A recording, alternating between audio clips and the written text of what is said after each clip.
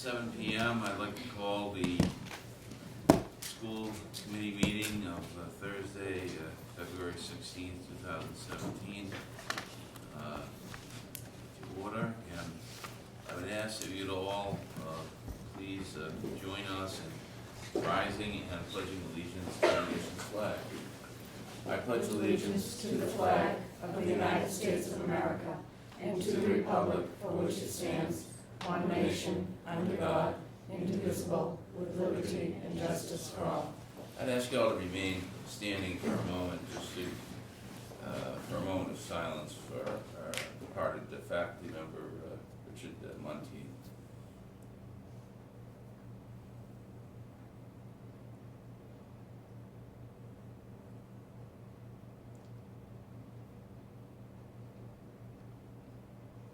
Thank you. In silence, sometimes we are able to recollect more eloquently than mere words can utter. I was very touched to read Dr. Lally's words regarding Mr. Munteith. We wish his families and extend our condolences, and may he rest in peace.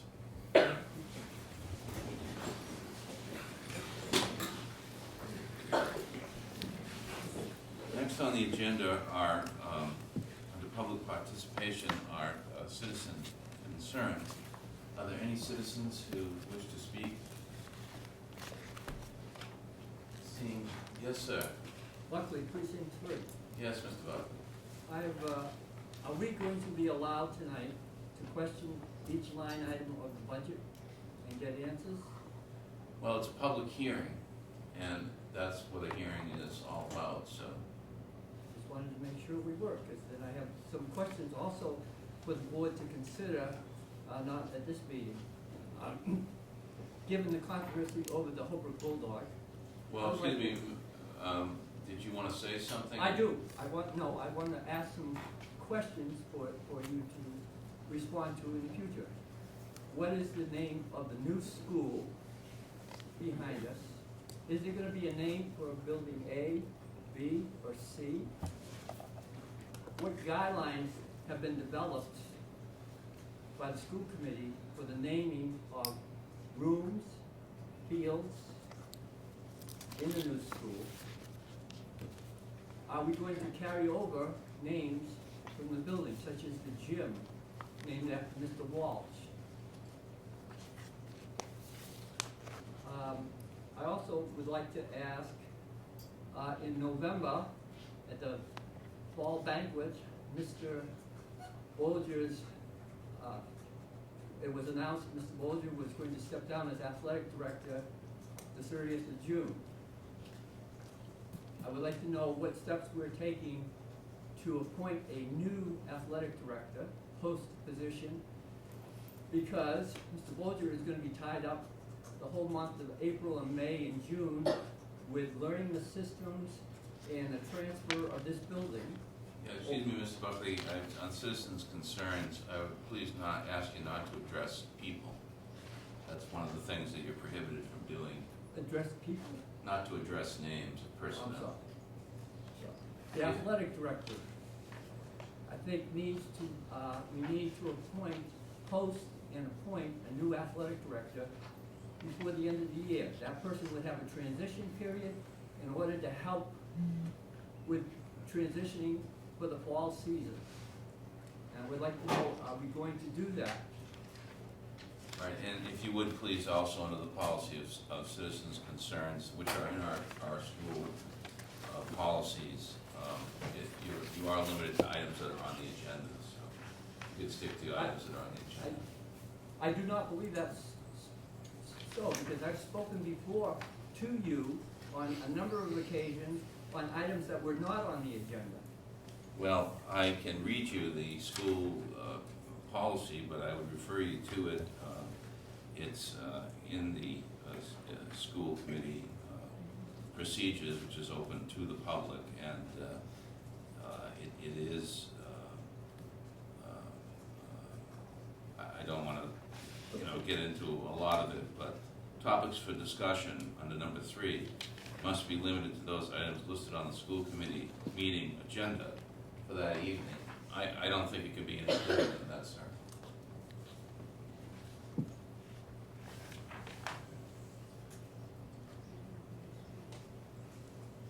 Is there anything else you'd like to? No? Okay.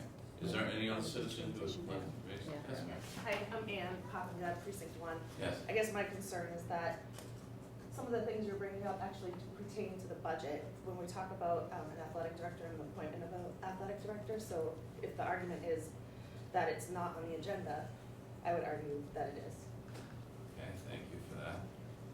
I don't agree with that, but that's all right. Are there any other citizens' concerns? Okay, thank you very much.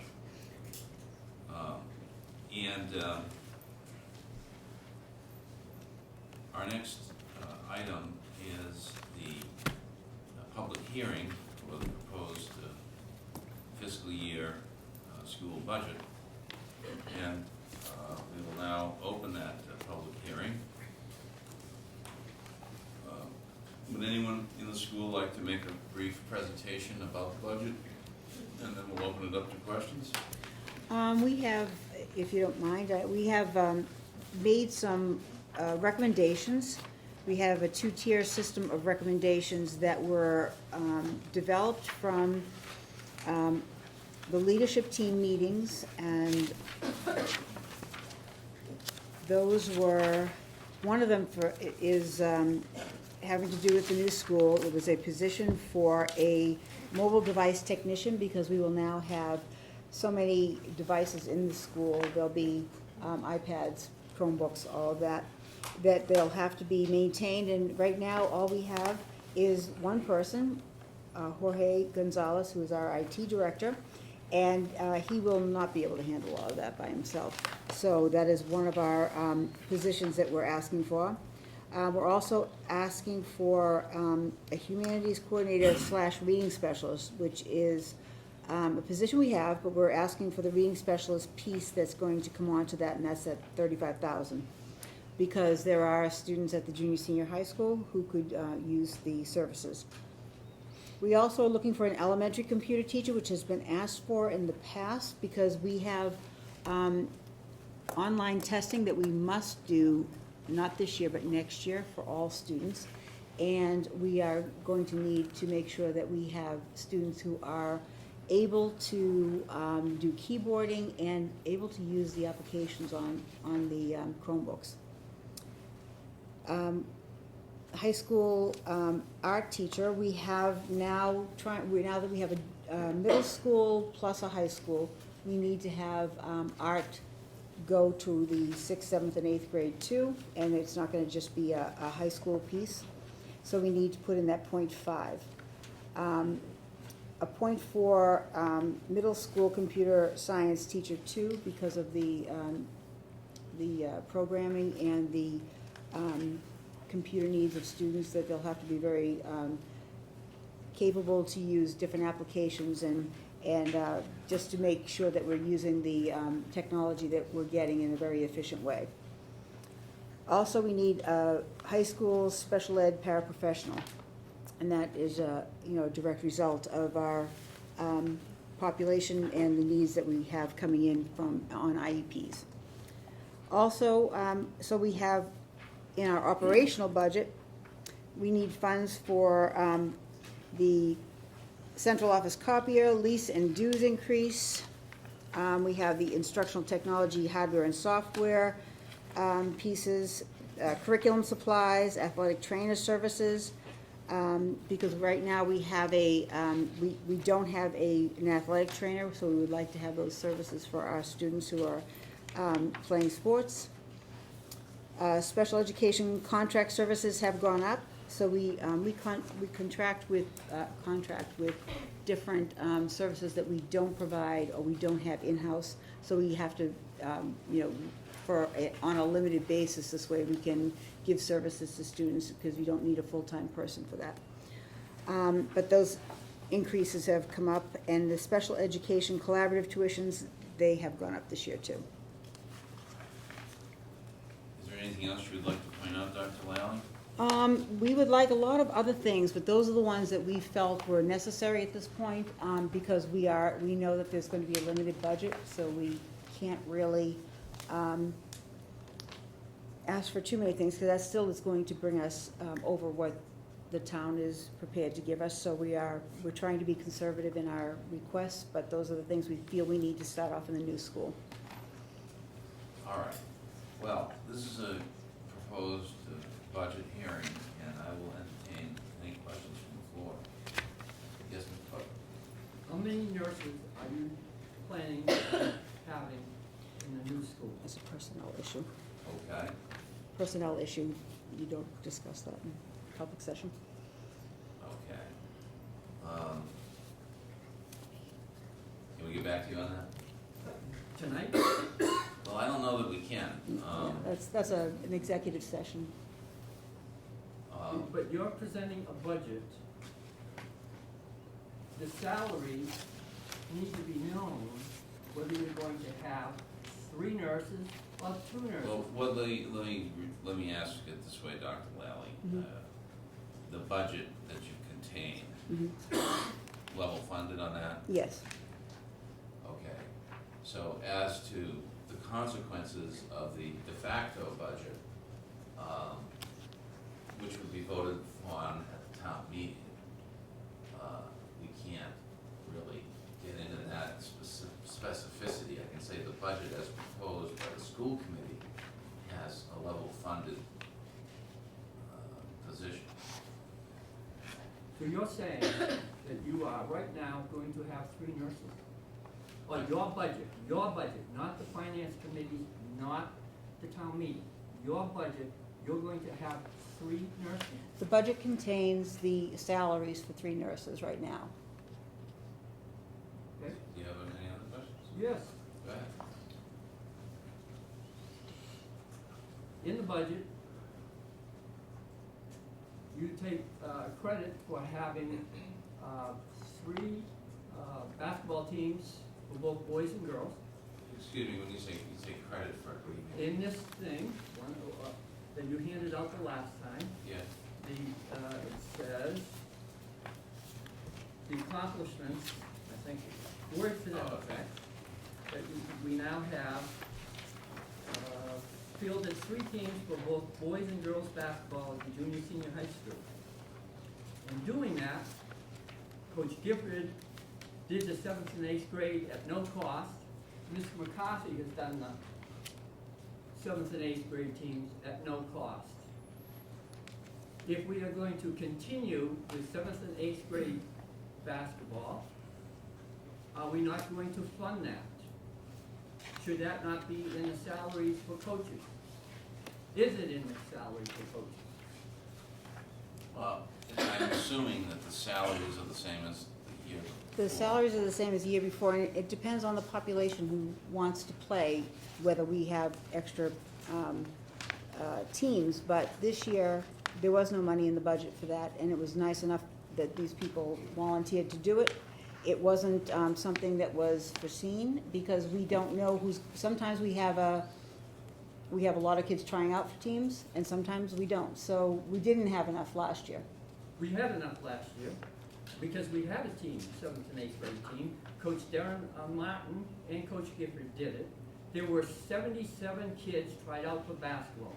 Of those 77 kids, 60 were in grades 10 through 7.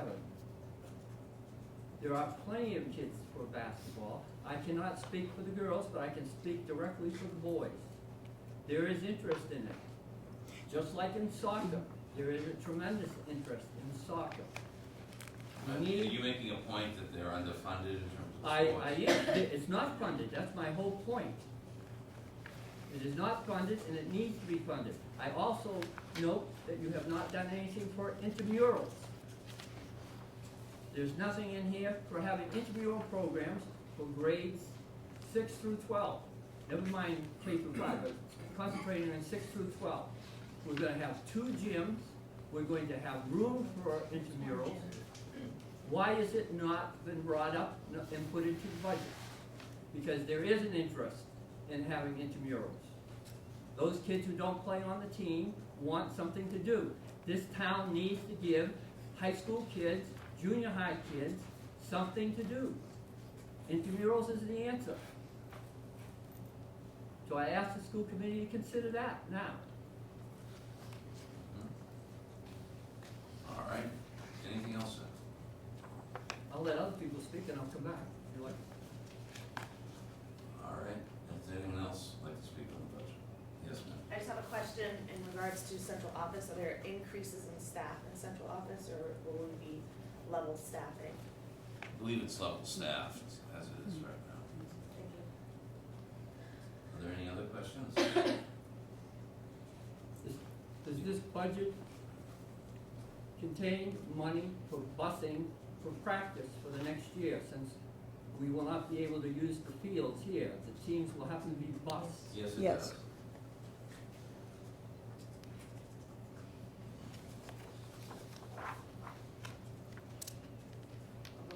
That's okay? Yes, sure. Just on the vein of transportation, I know that you're in the process of trying to figure out who's being bused as far as kind of where are you with that, and is that folded into the budget? There's gonna be a Manner. presentation tonight, and it looks Okay. it looks pretty good too. And is that considered in this budget? It is. Okay.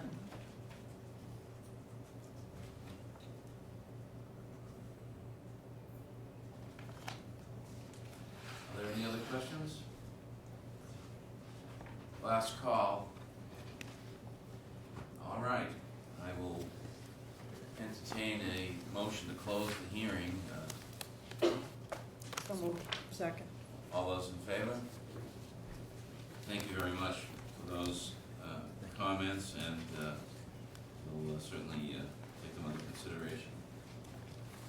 The next item on the budget, is after the budget, is the Student Advisory Committee. Welcome. Oh, no, they're not They're here tonight. Not No, here. no, no. So there's an Yeah. empty chair. Okay. A vacant chair. They're coming next month. All right, so that's off the record. I thought it was interesting to say that. So now we come to the superintendent's report, and you have a few things on that. Yes. Dr. Lally, so Sally Forth. I will, thank you. So there is a transition plan update that, let me see if, do they all, everybody has it. So there are some documents with it, so as we go, we've been putting more pieces into it. And so that goes along with, some of it goes along with the building project updates, such as the bid documents that have gone out for the movers. So now we have a moving company on board. We have our technology going out to bid, and our furniture has gone out to bid. So those are a few pieces that are updates for the new school, but there's also some other documents that just, they're preliminary because we don't have those, pieces yet. But there is at least something that is talking about either where we are right now, so that we can show where we're going when those decisions are made. And then, so some of those support those charts that are in the transition plan. And what else do you have? So that's all I have on building update, except that we have, Oh, wait a minute, Oh. was that your building update? right, so some of that is the So- building update, and it's Oh, also, okay, so you skipped yes. something, didn't you? Oh, I'm sorry. All right, so Oh, I'm Why don't- sorry, oh, I'm sorry, we should have the Well, before presentation we- now. Before we Yeah. do that, before we do that on the building, let's talk a little bit about this Bulldog issue, because I think that's unfortunate that it happened that way. It's my understanding that at the last permanent school building committee, they referred this back to the school committee. Okay. So my sense of this is as follows. I always would have expected this. I'm sorry it didn't happen. It's part of the bifurcation where we don't have control of this building yet. This is being built through the auspices of the state government with the permanent school building committee as part of the function, and at some point, the care and transfer of that building will come into the school department as a whole, but we have representatives on the committee, but that's not a subcommittee of the school committee, it's a separate permanent school building committee. My proposal to the committee is that there should be a contest amongst the students of the town of Holbrook to draw a suitable representation of the Bulldog, coupled with outside renderings of the Bulldog, to be completed sometime by the end of April, and that in the first week of May, that the students of the school district select what they believe to be a one or two, several representations that they would be comfortable with as befitting the symbol of the Bulldog. I think that in the first instance, I wish that had been done earlier, but I think this is a symbol for the school, to show school pride, and I think the town as a whole would like the idea that it's the children of the school, it's the students of the school who are going to be living with the Bulldog every day, who are going to be invested in it, that they have a stake in how that plays out. I have to say that these symbols can change. When there was a Sumner High School, obviously there wasn't a Bulldog, to get to Mr. Buckley's illusion of the future. But right now, the Bulldog is very much a part and parcel of the town of Holbrook's school district, and I, for one, believe that it is the students of the town who could best represent the Bulldog. So I'm hoping that a contest, coupled with their vote on picking something that would be suitable. I don't know how the rest of the committee feel about it. Well, I definitely think the community should weigh in, including the Yeah. students, Yeah. and I think there was too much of a rush to select a new logo, and I think we skipped over an important step there. I understand that the reason it was rushed was to put it on the gymnasium floor.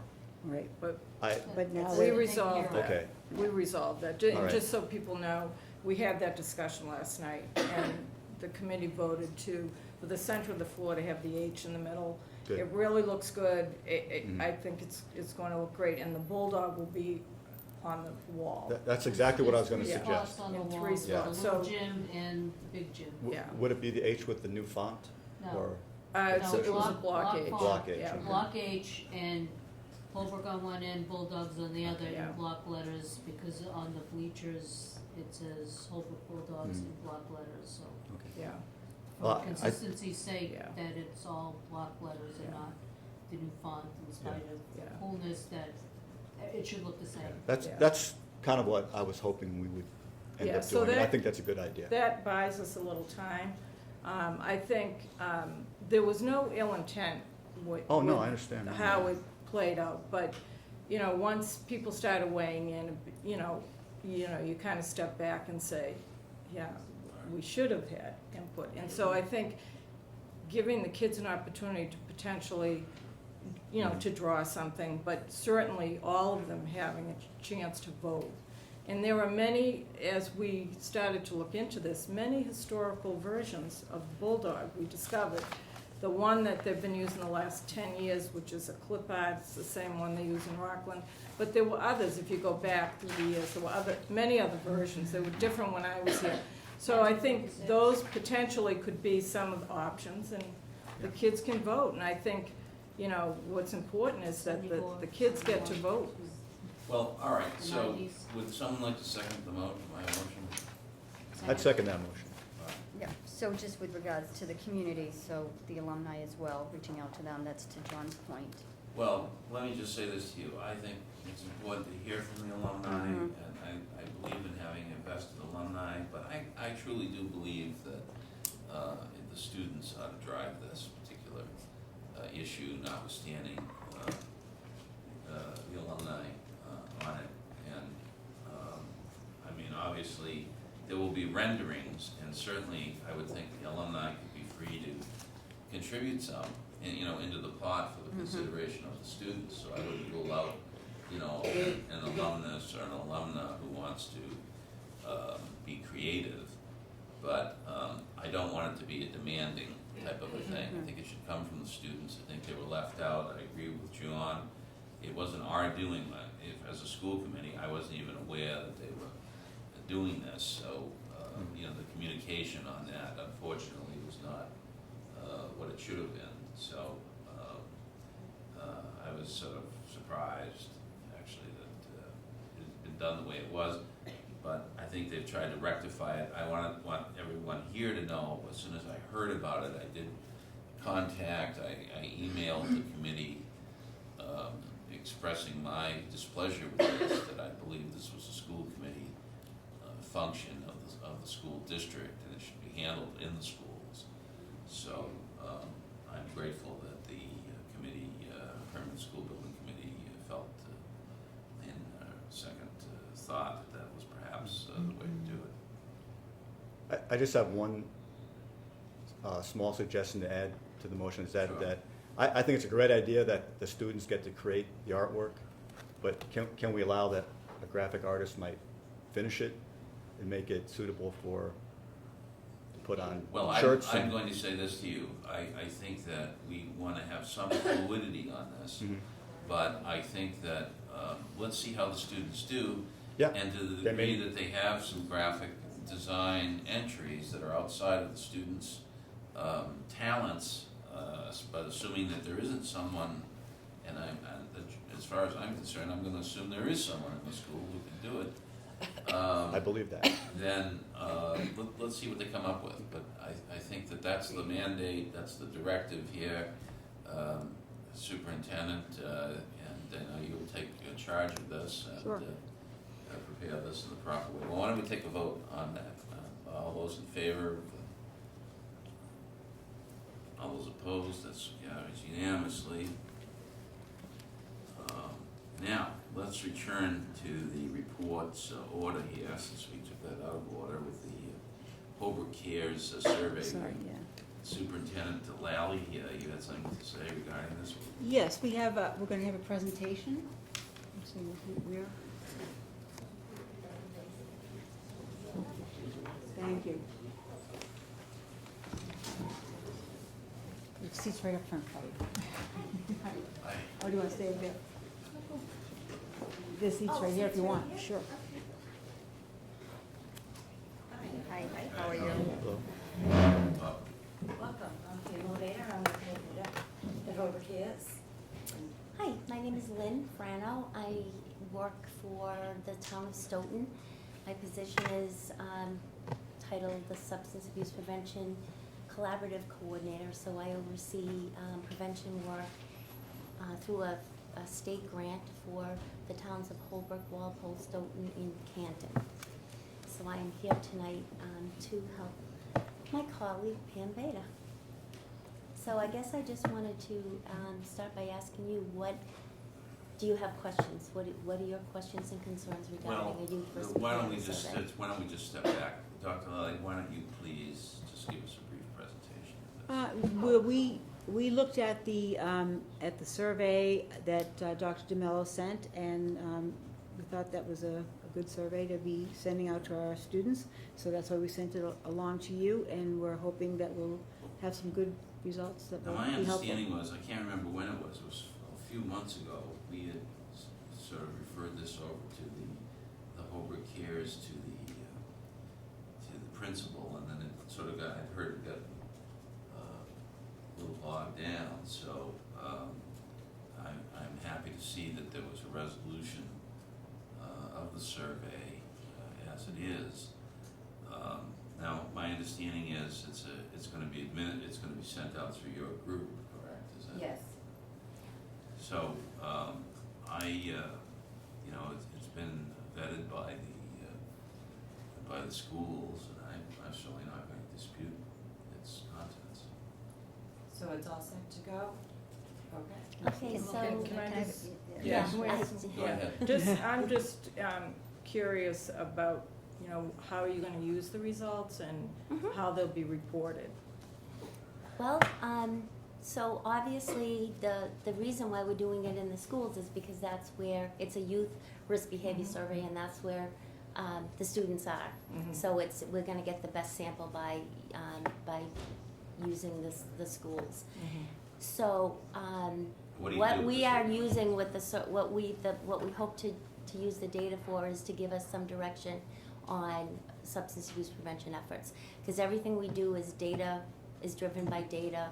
I mean, you know this as educators, everything that you do is data driven. So any type of strategies that we want to implement in all of our communities, we look at youth risk behavior survey data, we do key stakeholder interviews, we do focus groups with youth, and we talk with, you know, people who work with youth every day, we talk with the police, we try to get a sense of what's going on, so we know where we need to put our prevention efforts. Right, so once you So get the once survey, we get the what- results, we Right. will use it, we will look at it as a group, and we would also, would want to present it to the school committee if that's something that you'd like us to do.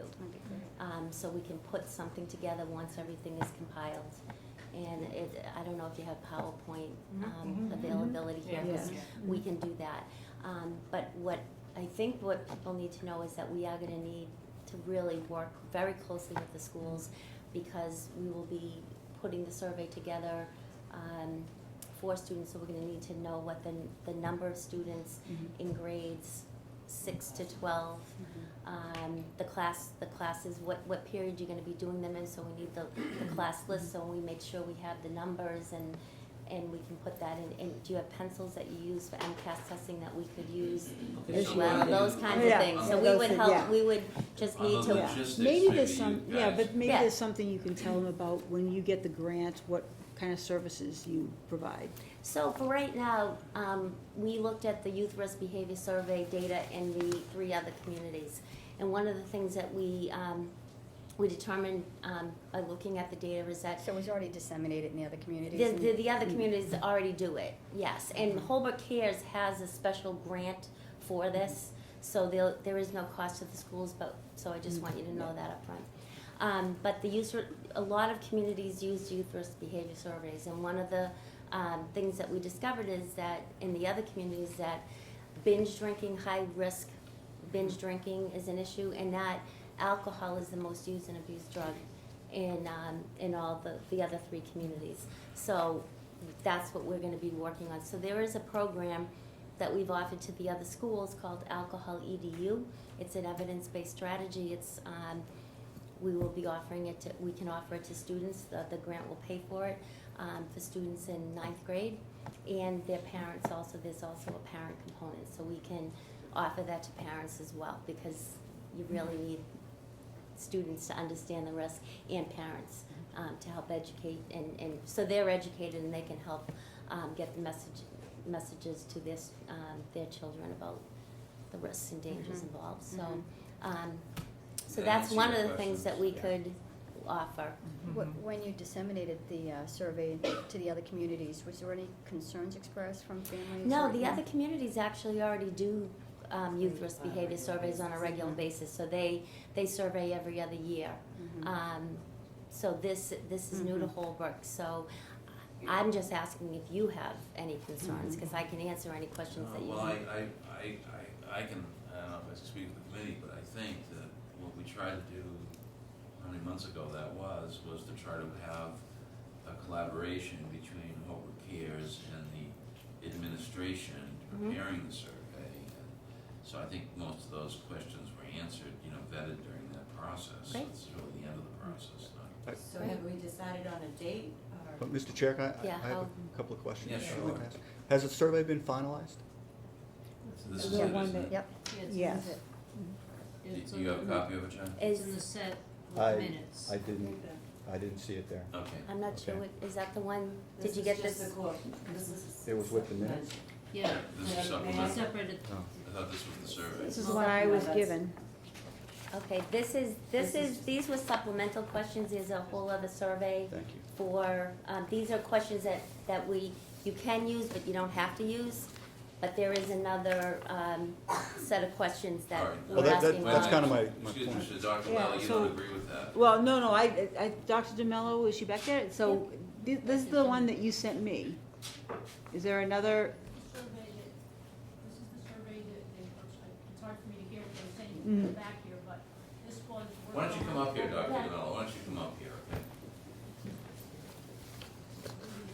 What we did is we put together all the questions from the different areas to give to you to go through so that you could pick Mhm.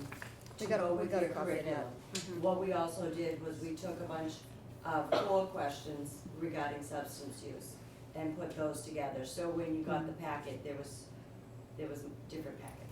so, That's not the I survey. need, yeah, This so is then, just part of it. so, You have the full can you send me survey? the full survey? Not with us tonight, because I We didn't did know what to receive- expect Yeah, tonight. we did receive a copy of the full survey months back.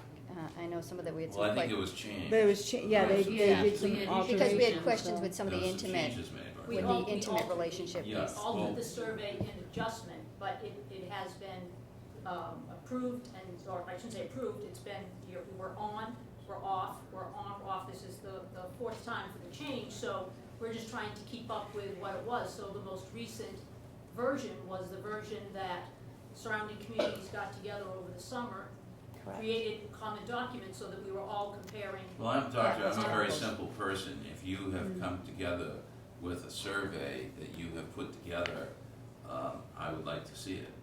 We would be happy to send So- it, just let us And I know. think that's, I think that apparently Dr. That's not Lally right, was yeah. somewhat mixed up on that. Yeah. Chairman, so this 29 question survey is not the survey? It's not the survey, No. apparently. No, this is So- a supplemental survey. Well, we'll have to come back to, Yes. we'll have to come to our next meeting then with the survey. If you could forward that to Dr. That's Lally so we can see the unfortunate. survey, that's unfortunate. Assumed this was Yeah. the survey.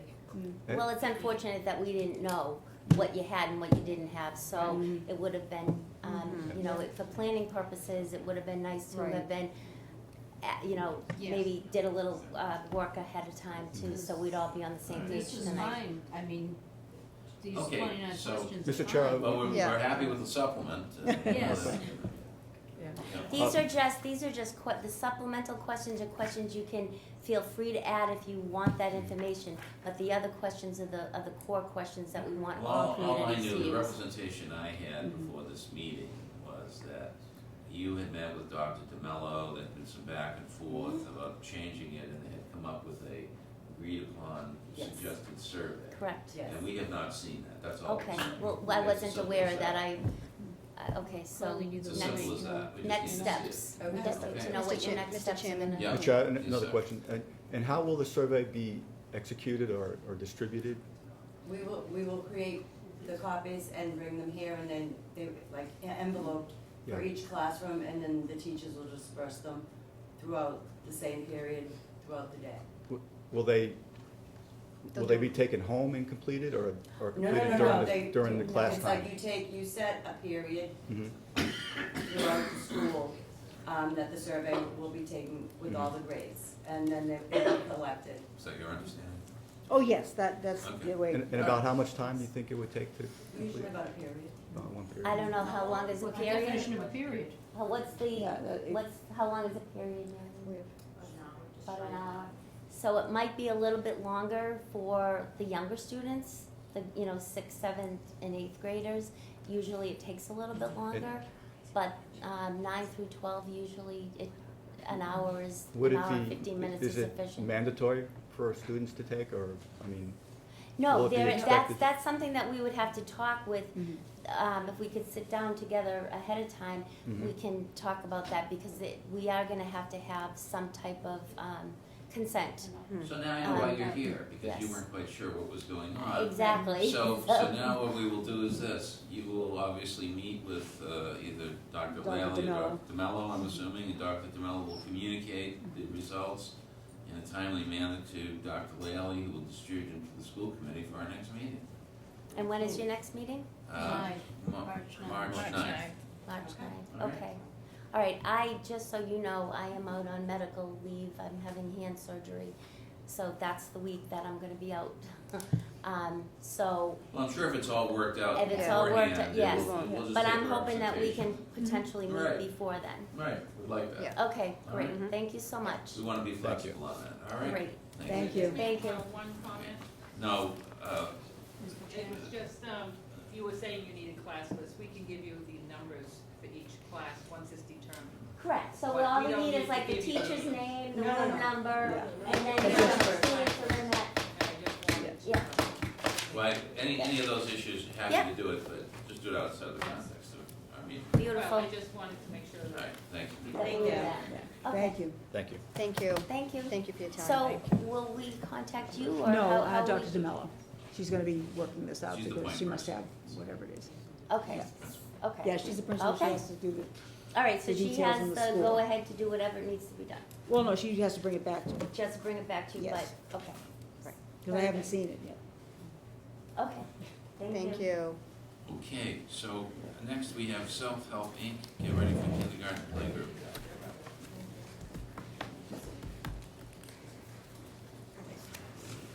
This was great. I think we have. Yes, yeah, thank you. This was great. So I'd just like to propose again, this is our 7th year, that hopefully we can support again our kindergarten Here I Come playgroup. It's run by Self-Help Inc. and it's a free workshop. It's been wonderful. We've had great response every year. Especially for our young children entering kindergarten that don't have that preschool experience, it really gives them a great opportunity. And parents, it's a parent-child workshop. So while one instructor is working with the children, the other instructor is working with the parent, and they have different topic each playgroup. One playgroup, they'll work on literacy and how do you read and what's important, strategies to use with your child. They have a fine motor, talk about print awareness and getting kids to read. There's a lot of fun with it. They do music and movement, and they give them a little homework assignment each week that they come back with. So it kind of carries over that activity. So we're proposing from April 28th to May 25th, again at the Kennedy School. And we've sold out each year. Last year we had so many Yeah. people that, some of our Holbrook parents ended up going to Easton. to go over Well, I think it's a great idea. Yeah, absolutely. Mhm. Great fabulous. Wonderful. So we'll go back to the agency and let them know where it goes. Yeah. Yeah. Thank you. Thank you. Thanks. Okay, now, your report's all done, right, Dr. Maloney? It is, thank you. Okay, and now we'll turn to Trish Lugo. Would you please make your report? Okay, so the FY17 budget is flowing smoothly. We reconcile on a regular basis with the town accountant. There is nothing out of the ordinary. Payroll is running fine, operational expenses are nothing extraordinary either at this point. And things are running smoothly for FY17. Any questions? I Okay. don't have any. Nope. Good. All right, now let's go through some discussion items. Let's start with the regular transportation. This was an issue that came up. You have a presentation? correct? Yes, actually. You can pick that up now, Jorge. Jorge's going to put up the map of Holbrook. Okay, And first, let me say thank you to Kathy Franchi for giving me a lot of the student counts, et cetera. Kathy Franchi really did a lot of work in helping me prepare for this. So right now, Holbrook uses 6 buses for 2 different routes. The first route is the 4th through 6th, which goes to the south currently, and the second route runs from the kindergarten through the 3rd grade. By law, we have to transport students who live over 2 miles in grades K through 6 only. So next year, we took a look at the numbers. We looked at the enrollment as of December. That's when we started putting this together. So obviously, some of the enrollment numbers have changed since then. But let me show you what this is. All right, so the orange line is the, Trish. yes. Oh. do you need those lights off? I normally keep Yeah, them on. but I don't maybe know, if can it's- the camera see that okay? All right, so the orange line is the Town border hall. of Holbrook. The green line in here, this green circle, represents those addresses that are less than a mile from the new school. The new school is right there, that Mhm. orange dot. So, right now, we do not transport any students within a mile for grades K through 6. So, if we kept the same policy and wanted to transport students within a mile, outside of a mile of the school, all of the addresses within the green border would not be eligible for the bus. The blue line represents those students that live a mile and, actually the addresses that live a mile and a half away from the school right here. So I did 2 scenarios with the. Oh, wait a minute, what are these other roads? Are those roads, or what is to the right of the green? On the right side, what's past the green line? Past the this- blue line, right? This is, from the blue to the orange is right here, it's a mile and a half. Oh, okay, I'm It's sorry. over a mile and a I half got you now. from the school. Okay. The green is a mile to a mile and a half from the school right there. So we'll leave this up so the camera can take a look at that quickly, but this is where we started. So, I'll give this back to you. All right, so I started with this scenario of continuing to bus students who live a mile or more from the new school address. Before you get into this, Tricia, can I ask you one question? How significant would the pedestrian traffic increase if you kept it at a mile? In other words, that seems to be a very densely populated Yes. area. Is it significantly different? I would have to say yes. I didn't really determine that, but I'd have to say yes because right now we have the students who go to the JFK, their mile of area from the school is different from them, those same students coming to this new school. So yes, it would be different. So it seemed to me we'd want those figures too, simply because if it's an inordinate number of pedestrian traffic, that might present a different issue, even though technically the law allows us to Right. do that. We certainly want to know about the traffic, the pedestrian flow of traffic. Right. What I can tell you is that within that green circle, if you will, there are 157 non-eligible students in grades K through 5. So there will be 157 students in grades K through 5 walking or getting a ride from the parents within Okay. that green circle. Okay. At the high school level, that is 221 students that live within that green circle if we extended the busing to up through grades 12. Okay? So in your packet, which was just really finished today actually, so you didn't get it ahead of time, but there's 3 pages. The first page is the regular transportation of students eligible from a mile and further. The second page are the students eligible from a mile and a half to the border. And then the third page are questions that we really need to think about and answer. So I'll just go through some of these numbers right now. So in order to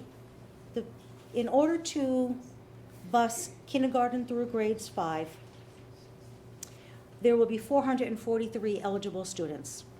If we have 6 buses, that's 74 students per bus, but the maximum is 70 per bus. So that won't work. But at this point, based on the numbers this year, 35 parents have declined transportation even though they were eligible. 34 students don't ride the bus because they're in the before care program. And St. Joseph's has 30 eligible riders that don't ride. which leaves us with 344 students that will be eligible to ride the bus. Divided by 6 buses equals 57 students per bus. The maximum is 70. And in the afternoon, there are more students who don't ride the bus because those students stay in the after-school program. So I expect the afternoon buses to hold 45 students per bus with the maximum of And 70. what's the doomsday scenario? I mean, like, let's assume that the students don't, it's not 30. The doomsday is that we would need more than 6 buses to transport kindergarten through grade 5. That's including St. Joseph students How many because do we presently have? 6? 6. But traditionally, there are students who get to school earlier because they enter the morning program, the daycare program, and there are always students who are late, absent from school. There's absences. Some students may have a doctor's appointment before school, so they wouldn't be riding the bus. So if everyone from K through 5 wanted to ride the bus, we'd need more than 6 buses. But we don't think that's going to happen. You have a high degree of confidence that 6 is a fair, reasonable? I do. And a conservative figure? Or an That's optimistic halfway down the middle, conservative and optimistic. What would be the conservative figure? 7? 7 buses? Yeah, that would be the maximum amount. And how much would an additional bus be? Each bus is $64,000. So Is that, that one trip? I'm Or sorry? is that one trip? Is that an AM bus and a PM trip? That's both trips, 2 tiers. Okay. All right, so that's the K through 5. I believe I will comfortably say that we can transport the K through 5 with 6 buses. So now the question is, what happens to the 6th graders? We have to transport the 6th graders by law. So on the very first sheet that says eligible for a mile or more, this is what I've done. We have 71 students would be eligible for 6th grade and St. Joe's. If we only used 3 buses, we would have 24 students per bus. At this grade, they put a maximum of 52 students on the bus because 6th grade and 6th graders and higher Bigger. are larger. Yeah. So if we were using 3 buses for the 6th grade, I computed that adding the 7th grade students and St. Joseph's could fit in the same 3 buses. So now there would be 42 students in a maximum bus of 52. So then I said, okay, what would we do with our 4th bus? If we added the 8th graders and St. Joseph's students, we can use 4 buses, which would be 48 students per bus. That has a maximum of 52. That's a little bit tight. So I said, okay, let's use our 5th bus. If we use the 5th bus to transport 6th through 8th, we'd have 39 students out of a maximum of 52. If we're using 5 buses for 6th through 8th, then I also added in the 9th graders. If we added the 9th graders on the same 5 buses, rather than going from 39 per bus up to the 8th graders, it would be 49 students per bus. If we wanted to use all 6 buses, we could certainly add in the 10th, 11th, and 12th graders. And again, based on some of the calculations of how many students are absent on a particular day, or how many high school students drive themselves in the 12th grade, I'm pretty comfortable that we can transport 6th through 12th grade as well with using the same 6 buses. And the cost would not change. That was gonna be my The question. cost is exactly what, well, other than an increase in the contract of $20,000, but that would have happened anyway. Anyways, right.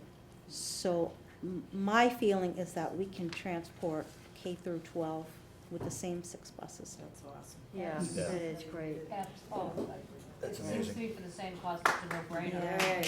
Yeah. Nice work. And then, Thank you for doing those calculations. it was a lot. Like I said, Yeah. Kathy Franchi was a big help in this because she has a lot of the busing students that go into her school. Yeah. So the second page is those students that are eligible for 1.5 miles to the border. And K through grade 5, we could use anywhere from 4, 5, or 6 buses, depending on how many students you wanted to ride per bus. So there'd be a potential for saving the cost of a bus or 2. But now you have 312 students that would be walking. It'd be all of the students from the blue line to the dot in the middle where the school is. That's 312 students that would be walking. And we don't, yes, and right How many are now, walking now from that area? I don't have that information.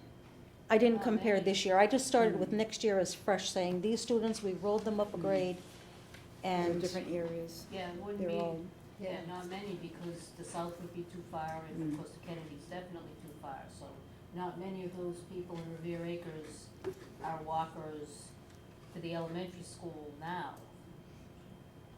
They are to the high school, because we don't bus the high school. right.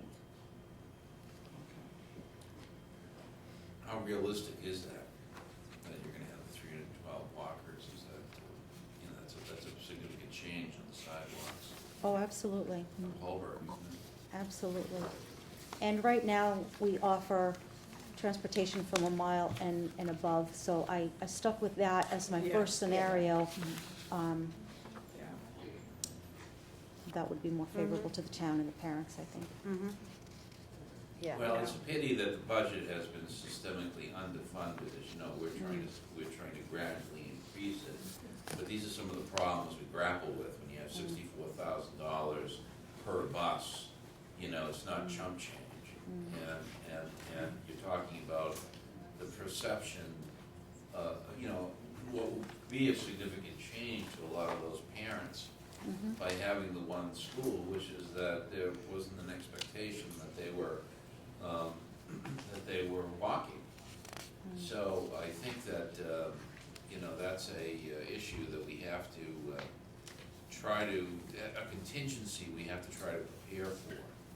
So, I enjoy this plan, I like the plan, it's fine with law, but I also think we should probably have something, a reserve, just in case there's a public sentiment that it's just not working out. I mean, yes. Barbara? I'm trying to understand. Yeah, I know. Because Yeah. that central area, we're already busing students who live a mile or more in K through 6. The law says we don't have to bus students unless they live more than 2 miles. Right. And of course, in this day and age, that, I would never advocate that, that's a terrible idea. So, is it your suggestion that you wanna come up with a plan to transport those students in the central No, core, it's my less than a suggestion, mile? it's my suggestion that we have a comprehensive pedestrian plan, okay, that it has an assurance of safety for the kids, okay? And I think that that's got to be hand in hand as part of this equation, okay? It may not technically speaking be a transportation issue, but it is, it's a physical, self-transportation. And what about that issue in terms of crossing people that are Right. at the cross areas? Will there be an increase in that? Has that been factored into this budget? I think we have to answer those questions. Right. Do we have answers to those? Right. The third page, I have a list of questions, and one of the questions there were, with fewer buses, this is the second from the last question, with fewer buses, expect more parent traffic, more congestion, and more frustration.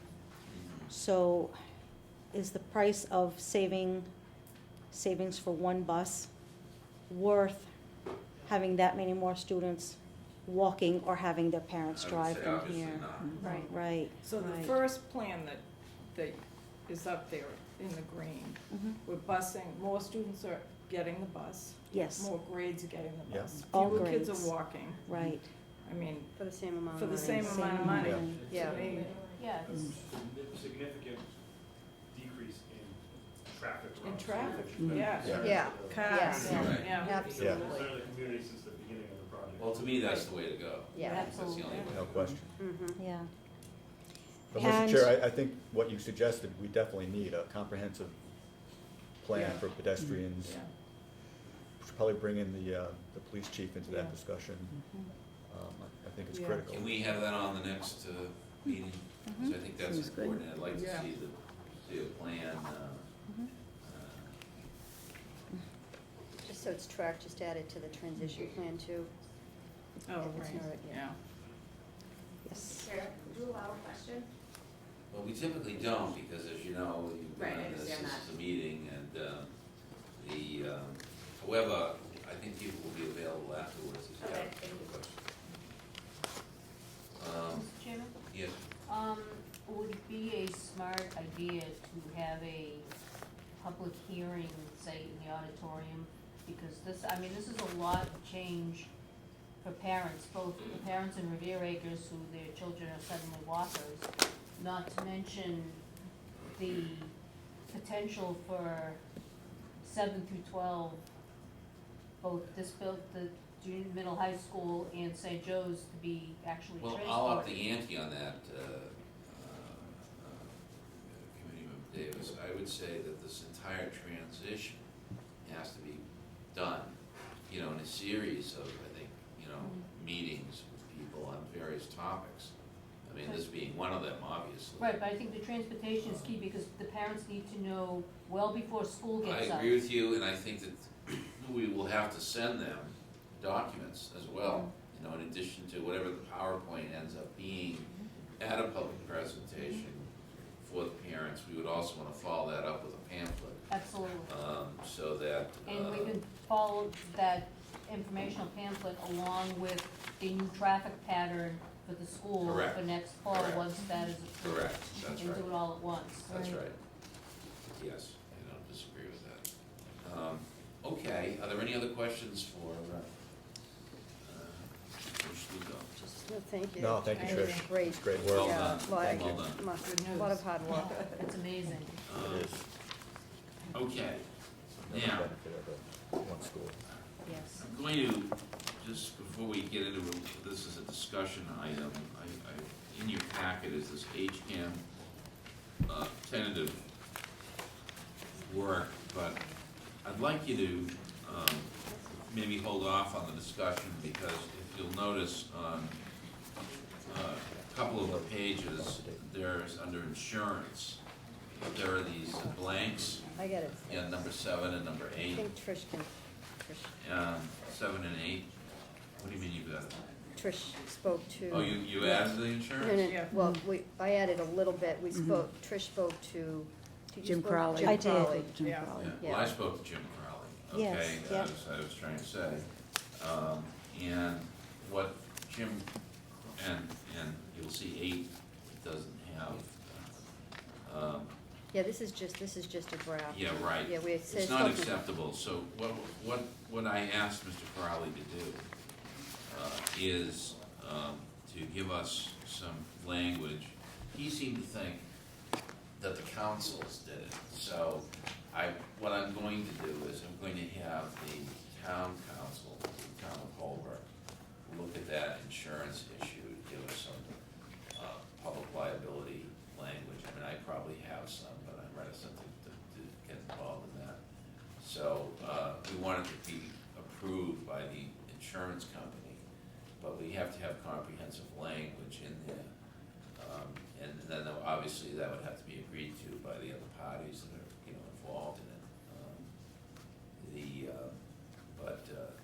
I can see a lot of work has gone into this, by the subcommittee, and why don't you talk a little bit about Yeah. that, Beth? And I So, see, yeah, and Zach, I know Zach, Zach you're gonna make has, a presentation. he does have right, some. Zach? Or yes? Come on down. yeah, yeah. So Nancy and Zach and I have been meeting and really spent a lot of time looking at the details of this opportunity and trying to make it work for everybody. So, I don't know if you want to say any more on this, but I think we're getting very close. We have to resolve the insurance issue.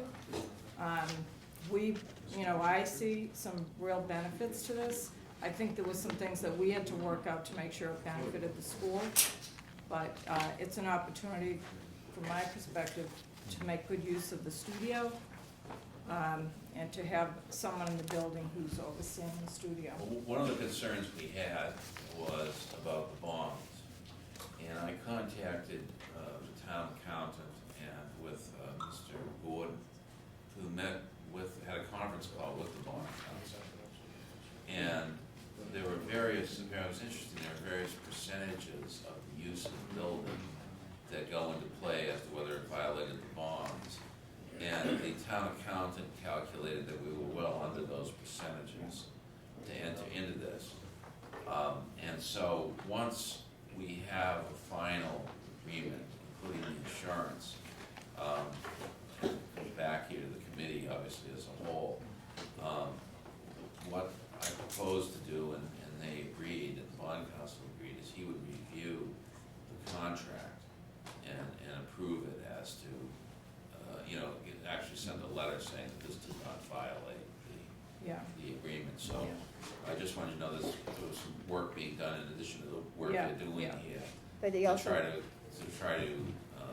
answer some of these issues. Yeah. So, And they Mr. Chair, you recommended- mentioned, I'm sorry, the bond council, this was our mechanism for funding Yes. the school? Okay. Yeah, you see, the problem with this agreement potentially is if it violates the bonding, Mhm. the whole thing We couldn't have done it. comes due. And they limit community use to a certain They do, level? because the idea is they're paying for school, not Right. for some entity to use it. there? So So they through the they other look side? at It was- space. They look Yeah. at space, they look at whether there's a rental, this constitutes a rental, So Patty, that type of thing. yeah, so it was recommended, Patty, that in the agreement, we put in the specs of the space, Okay. as well. Mhm. So it's clear the That'd be amount of good. space that's gonna be used for the studio. We can do that. Yeah, Mhm. so we'll need that information added Sure. to it. Mr. George? Just a copy of the presentation is going to be giving you guys, for whatever reason, technology fails us. Thank you. Thank you. Barbara, could you just pass it on? So I appreciate you taking the time to hear from us tonight. I also would like to thank Nancy and Beth for all their hard work working with us on this agreement.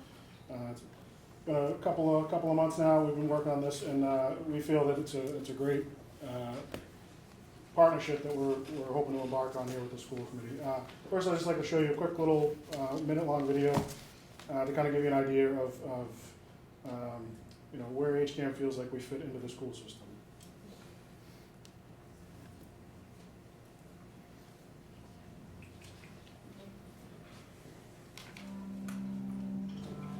We don't read and write poetry because it's cute. We read and write poetry because we are members of the human race, and the human race is filled with passion. Medicine, law, business, engineering, these are noble pursuits necessary to sustain life. Poetry, beauty, romance, love, these are what we stay alive for. Quote Whitman. O me, O life, of the questions of these recurring, of the endless trains of the faithless, of cities filled with the foolish, what good amid these, O me, O life? Answer, that you are here. Life exists in identity. That the powerful play goes on, and you contribute a verse. Powerful play goes on, and you may contribute a verse. Welcome to this Holbrook High News Special Edition, Election Day 2014. We're with you early today, and we are here live as the election results for the new school building.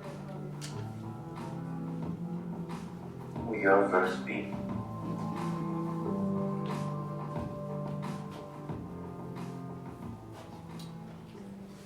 So that's just a kind of a small snippet of what we've been up to in the after-school program already, and what we feel like we might be able to contribute here at the high school level in the overall Holbrook Public Schools. So on to my presentation.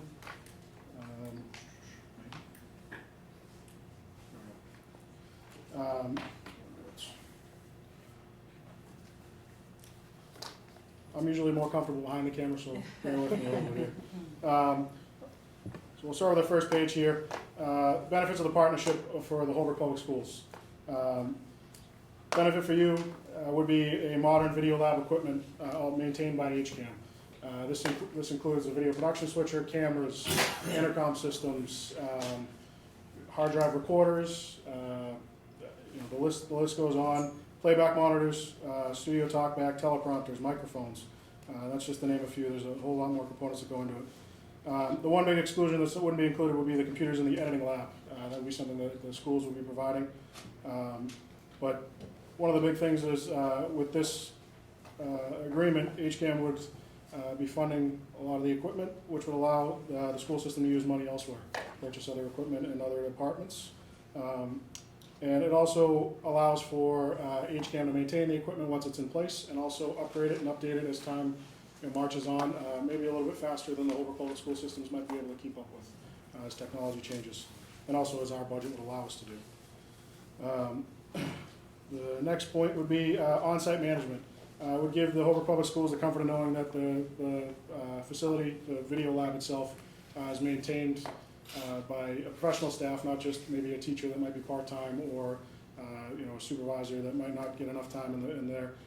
People would be there daily, maintaining the equipment, making sure that it was used properly, training people on how to use it, and overall making sure that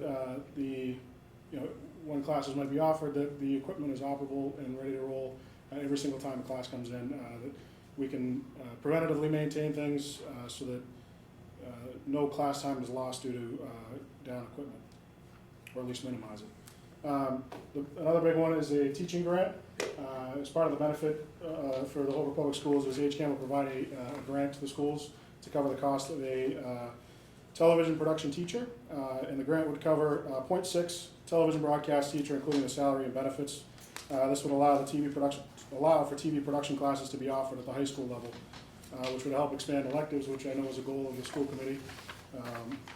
And given the financial constraints that the town of Holbrook faces year in and year out, and the school department does, as you discussed your budget tonight, allows for you to maintain this elective year in and year out without having to worry about whether or not the funding is going to be available. It will be available every year as long as HCAM's alive, which could, to an end point, help retain some students that might seek other opportunities elsewhere. Moving on to the next page.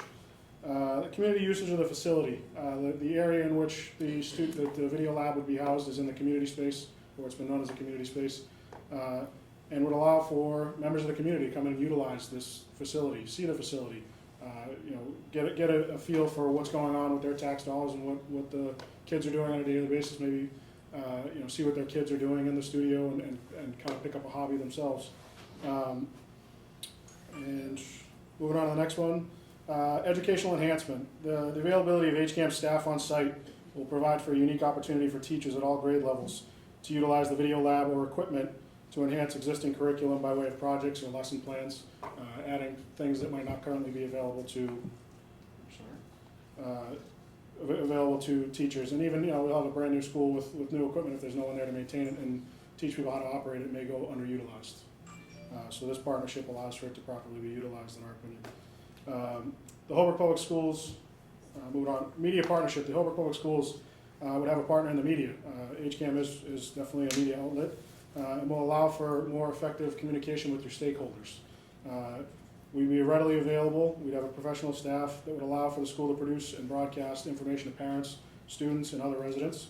And this can be done with regularly scheduled programs. Perhaps school committee members might want to do a program. Superintendent might want to do a program. Principals, your staff members, to keep your stakeholders informed of what's going on here at the school. And outside of that, we'll also give you the opportunity of not necessarily emergency notices, but things that are happening a little more rapidly, an avenue for you to get some more information out. We are a media organization, so we have a tie-in with social media. We can help in that area. We can help with televised media news, and the way technology is shifting and changing, we're changing with it. So we would be a partner to you to help you get your word out and whatever information you need to share with the community. So now we'll move on to the opportunity for increased educational coverage. What I mean by this is, HCAM I know Holbrook's not a huge place, but we're not currently in the facility. We miss some events because we're not aware of them sometimes, or, you know, for us to get a camera down the hall, or down the street for 5 minutes is, you know, sometimes doesn't fit into our daily schedule as we're working on things.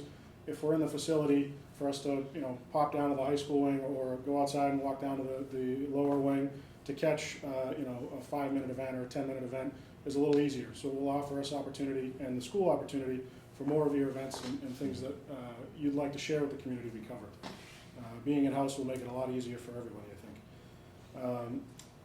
Moving on to the next one, the benefits of partnership for the students, which I think is the key component of all of this.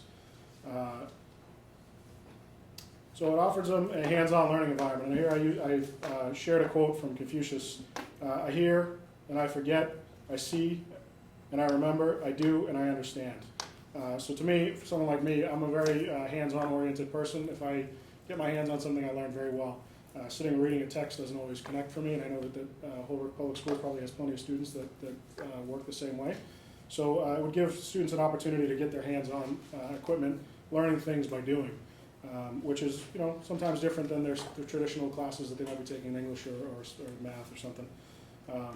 Not to take away from those are obviously very important, but as you kind of tried to show you with the video, you know, we feel that we, you know, HCAM offers a you know, kind of a poetic kind of avenue for kids. You know, we offer things to kids that may not be interested in sports or interested in you know, other types of after-school activities that kids can find a home. And kind of correlation to this would be the possibility for kids to have internships, to come and work with HCAM, you know, once a week or, you know, a couple times a month or whatever, to get real hands-on experience in the field of television production. Next one is interdisciplinary elective. So basically this is kind of, I'm doing some homework, looking at the framework guidelines that the DESE has put out for television production classes and broadcast classes. There's a lot of tie-ins to a few different areas: English language arts, mathematics, science, technology, engineering, just to name a few. And that's pulled directly from, you know, kind of the way they lay out their coursework for this kind of a class. Life skills for students. You know, in addition to all the, you know, the benefits they'll get educationally, you know, they're going to learn things like public speaking, critical thinking, how to research topics, which I know they get in other classes. They'll learn, you know, how to creatively think, how to collaborate with their peers. You know, because it'll be a lot of this, you know, television production is real project based, and you have to work with, you know, big groups, small groups. There's not a lot of independent. You have to collaborate with people, and I think it gives kids a leg up on understanding, you know, that they, you know, working in teams is going to get them farther than working by themselves sometimes. You know, these are skill sets that will help prepare them for life outside the walls of the brand new school that you guys have just built. So another one is career preparation for students. I know that Holbrook Public Schools is not you know, in the business of putting kids right to work right when they get out. That's why we have some regional schools in the area. But even kids who may not walk into the television fields can learn a lot of things from producing television that will translate to prepare them for their life and a career. You know, it's not always, you know, your paper's got to be due on time. You're this, you know, you're if you miss an assignment, you're letting down, you know, the 6 or 7 other people that are working on a project with you, and you know, you can't produce a project because someone didn't do their job. But also to that end, you know, the things that high school students can learn could easily translate into entry-level jobs in the world of television and film. You know, not every kid's going to go to college, and you know, this might be an opportunity for some kids to get some of that preparation to move on to a successful life outside of high school. And you know, television and film is not just made in New York and Hollywood. There's a whole lot that happens here in Boston. I spent the better part of 10 years of my career before I came to HCAM in the feature film and television world. So I did that all in Massachusetts. I barely left for work. So there's a huge opportunity for kids who are interested in that kind of thing to find a niche, and there's many different areas for them to do that in the state. And one other thing that I before I skip ahead, I didn't list is because it's something we already do. It's not something that would continue to happen. But we have an after-school program that we help operate here at the school. at the high school. And, you know, we started out with, 4 years ago, we started out with 3 students. We're up to, on a regular basis, 15, 16 kids. You know, these kids, I've gotten calls from kids who've recently graduated who are taking television production classes, and they're like, oh, well, the first 2 weeks I already knew everything, because we already learned it here. Not to say that, you know, the 2 or 3 or 4 months after that, they're not gonna know stuff, because I know that they're probably at the capacity of what we were able to teach with that short amount of time with them. But it will help kids who are gonna, you know, go on to college, you know, skip the entry-level classes, skip some of the stuff that they could, you know, move on to some higher level courses when they immediately get into college. And again, that was all with 1 day a week after school. So imagine what we can do with, you know, 2 or 3 classes a day or our semester. And so benefits of the partnership for HCAM, because obviously there's two sides to this partnership. So this would help us increase our original content production. You know, one of our missions is to try to get as much original content on our station as possible. And by being in the school and having a couple of classes producing content, it allows us to then get that on the air and help nurture programs and develop programs that you know, we don't have the opportunity to do right now. I would also give HCAM a proper studio. I don't know when the last time any of you have been up to HCAM, but it doesn't really look like a TV studio to me. I don't know about you. It's an office building with, you know, drop ceiling, and, you know, we'd have to invest some significant money to make it look like a TV studio.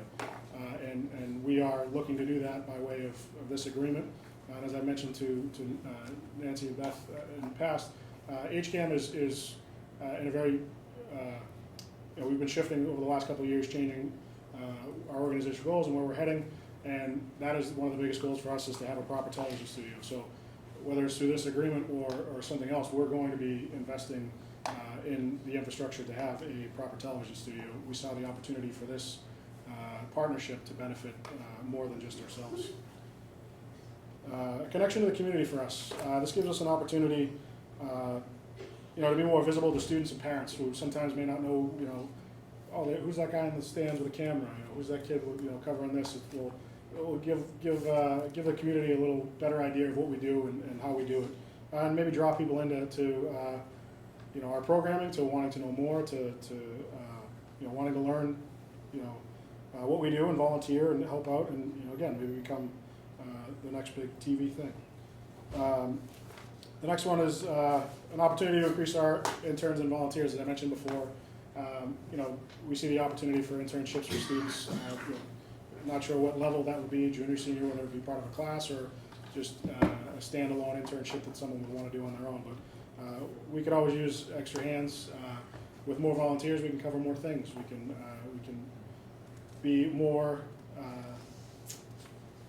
We can be ready to cover more and be a better part of the community.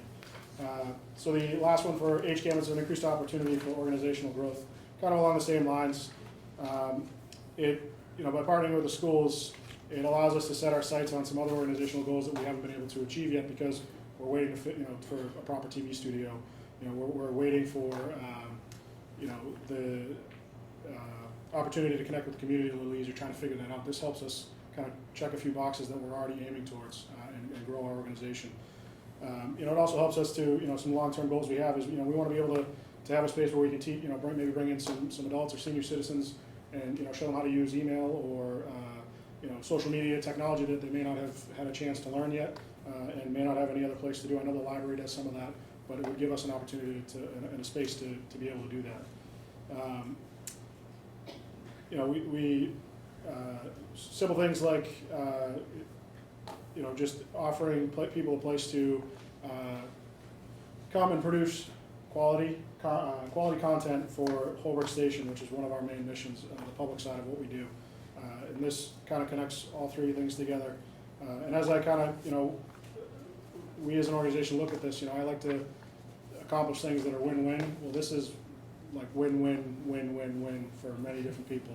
It's a win for you, it's a win for us, it's a win for the taxpayers of Holbrook, who don't have to shoulder the burden of some of the costs, and ultimately it's a win for the students, and really that's what we're all here for. And our, you know, our goal is to see them succeed, and I feel that this partnership will help us do that. Can I ask a few questions? Absolutely, sir. Now, you're a corporation, are you?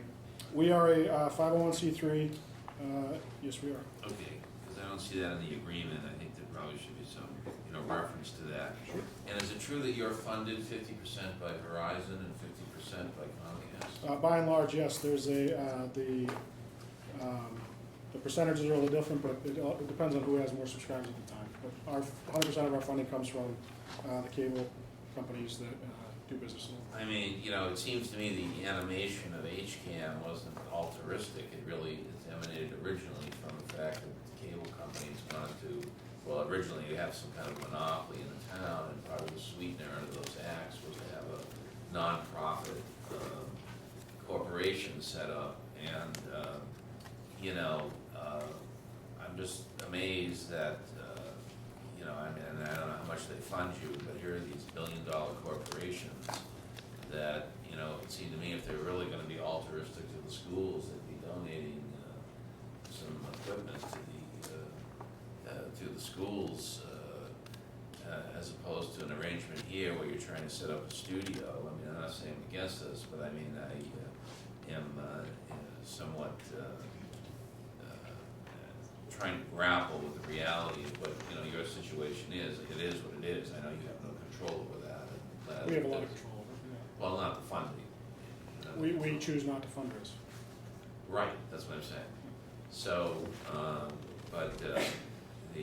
how would this work with sort of the new technologies like Apple TV and some of these other things? So quickly back to your point, for clarification, the Comcast and Verizon aren't altruistic in this venture.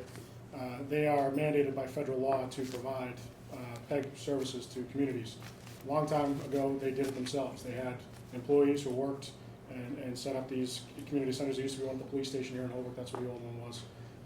They found over time that wasn't their business. Their business was providing a service, not producing content.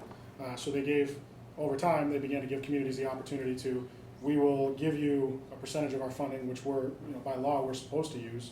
We'll give it to the communities to then use to set up their own, which in turn, as hopefully some people see, increases the connection to the community. I mean, we care very much about what happens here. I grew up here, I spent a lot of time here, obviously, because I work here, but I care very much about the community of Holbrook, and I'm not the only, in many other towns it happens the same thing. So it allows for better coverage of things that happen in the government here, and the educational system, but also the public. We're tied into the community, the fabric of the community. But to your point, could you ask a question? Yeah, I just, in other words, I'm just trying to grapple with it. I mean, it's an interesting idea. You're really essentially now, I'm assuming, paying rent to a private entity, and the other perspective of this is, I guess the compelling case of it is, does the benefit of having the HCAM studio in the school outweigh any concerns people might have that, hey, I'm paying taxes to build a school, and now we've got this thing open? I mean, are there separate entrances to HCAM when you're going to have? There's an access at the rear of the building nearby the district office that would allow for us to come and go, not interrupt, kids arriving, leaving, coming, going. After hours, it's in a position and a place that can be locked off from the rest of the building, so we wouldn't have to have any extra staff on or anything of that nature for us to utilize the space. Is that segregated in the agreement? Mm-hmm. Yes. Yes. Yes. It might be good to have a sketch too of I think we exactly have what one. the We space have one, is. yeah. Okay. Yeah, we talked a lot about that. Good. Yeah. Well, all right, so I will open up to other questions. My sense of the SAC is that the subcommittee's gonna look at this one last time, a couple of times with the insurance language in, and then probably at our next meeting, we'll bring it back, we hope to bring it back for a final draft. Yeah, absolutely. Yeah, that's the hope. We, some legal issues and stuff that needs to get cleaned up as well. Right. And just as I've mentioned to Nancy and Beth quite a few times, time is of the essence, because in order to save the school building projects some funding, Right. we're getting close to the date where you guys need to make a I'm decision. assuming as a corporation, you'll need to take some votes as well. We will, absolutely. Our board has to approve this as well. Zach, could you introduce your Yeah, we subcommittee? do have two, Because you we have, have Fred White that who worked is with here. us. Pam Veda is also here, and that's the members of our board that are here. We also, Bill Farrell, Lindsay Veda, and we have an open seat. We have an election actually this Sunday to fill the open vacancy. Great. Well, thank you very much. Very nice presentation. Thank you very much. Thanks, Zach. All right, we've got quite a few, action items, and I'm wondering, I'm gonna just ask I'm gonna ask the committee, do you think that these discussion items can be deferred, until our next meeting? The last three discussion items, the subcommittee reports and the survey and the members' reports, that'd be, all right? Okay, why don't we do that? So why don't we turn right now to the action items? And the first is to vote on inactive student activity accounts. So Dr. Lally here. So there is a list, I think that was sent to you, and these are accounts that have been inactive, and even though attempts have been made to contact people who may have been involved in, for example, the classes, there has been no response, and there are no longer any people who are using those accounts. How do you So try to reach them? I think that we've had, Pat might be able to speak about that, Pat Chisholm, about the people you've contacted for the accounts. I researched back through, I went originally back into the 80s, and we researched You back. say that like that's so long ago. To be holding on to $62, it was. And I went through all the graduation, paperwork to find the people that were the class officers. And because two class officers had to agree, you had to email me or mail back to me. And these, I didn't have any response from on the classes. Some of them, I had quite a few when I started, and some were donated in, some they did take the money, but some they just gave back to, a certain class or to whatever they were, desired. Now, there's a general law on this, right? Are we Yes. following that? Are we Yes. following that process? We're trying to at least catch up to the general law. Okay, then I tell me believe what the you mean by general law that. is like within 2 years or a year, the money would go back to however I it's see. wanted, but we were kind of playing catch-up. So this will get us up to 2012, up to 2013. I see. Which I'm comfortable with, I can get a hold of those people. Okay.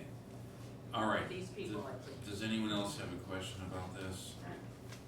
Would someone like to make a motion to, that the remaining balances of the inactive student activity accounts on a document dated December 1st, 2016, signed by Mary Ann DeMello, Dr. Mary Ann DeMello, regarding transfers, be transferred as suggested? So moved. Second. Any other discussion? All those in favor? Okay. Next, we have a series of policies, and who's working on the policies?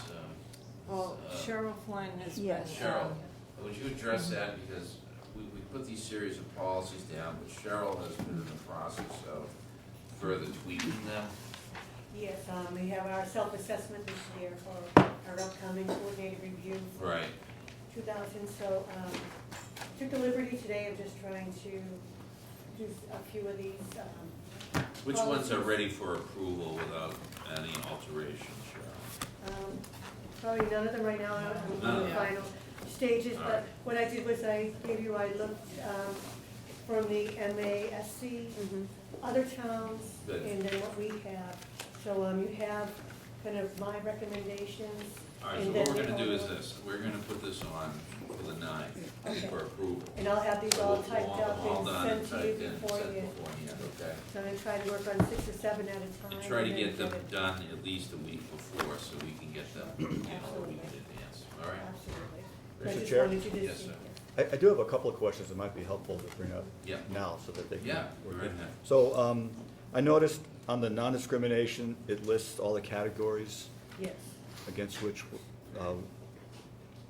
we're not allowed to discriminate, but it didn't seem consistent in all the policies. All, like the first one, Which version are you looking at? I'm looking at the ones that we got previously, not tonight, because I haven't had a chance. That's just a comment, that, Sure. that the categories of groups was not consistent. There were some Missing? there or not there, depending on which so, policy you looked at, so. That's part of your research, right? That's part of my You look at research, is speed. when I started looking, is I have to submit all of these to the Right. state by May 18th, so. Well, we have a desire to do it as a, you know, Beth and I, as you know, have been Yeah. working on some of this, so. And my only other comment was that there are a few different compliance officers called out, but they're called out by different names. A complaint officer, a compliance officer. Right, so we'll use And the same terminology. is it the same person? It is, it's, we have a Title IX complaint. Okay. Just, And, That's complaints, yeah. and the other person identified as the Director of Pupil Personnel, which is yourself. Yes. Are they all the same person? I just, No, they're two different. okay, so there's the They're- compliance officer. Yes, it's compliance officer. And is the complaint officer the same as the compliance officer?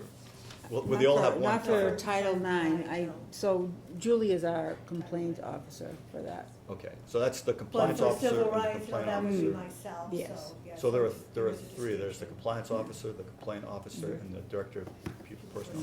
Okay, That's everything. that's all I have. Thank you. So I will get these all ready and have them to you before, and I'll start tackling the other ones, but I just Okay. wanted today just to kind of preview and show some of the research I'm doing. And you need these all done by May. Everything needs to be submitted Okay. by May 18th. Okay. We're gonna have them by March, okay? All right, I'll be getting right on that. Great, All right. thank you, All Cheryl. right, thank you. Thank Um, you. Okay, so this is a listing of new hires and resignations. You skipped the minutes. Oh, Oh, you did, yeah. well, the minutes of the meeting, we'll do that at the end, okay? Let's do this first. Okay, just looking to get Thank the you. order.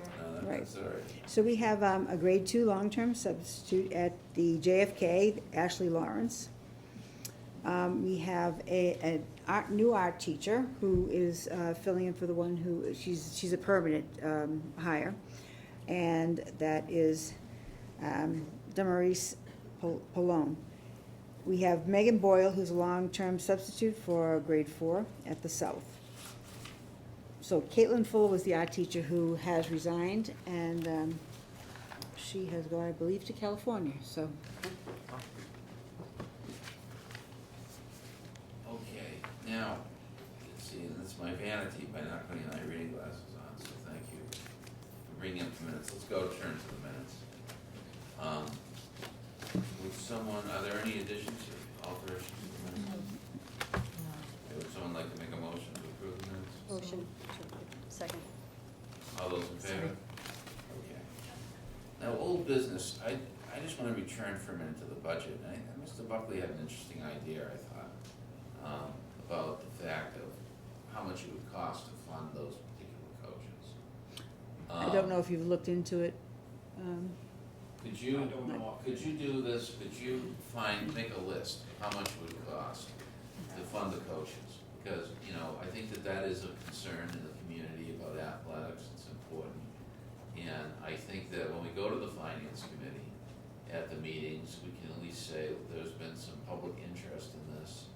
And that in addition to this budget, where we're trying to level fund it the best we can, there's still things that need to be done and put it together, how much it would cost.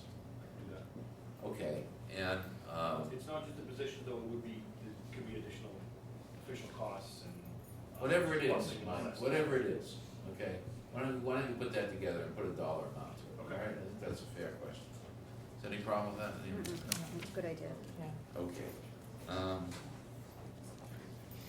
All right, new business, is there any new business? Okay. I'm going to ask for a vote to go into executive session for the purpose of approving minutes and contract negotiations and other personnel items, and not to conduct any further business in open session. Would you, Bridget, please call roll call? Yes. Yes. Yes. Yes. Yes. We are now in Do we need a executive second? session.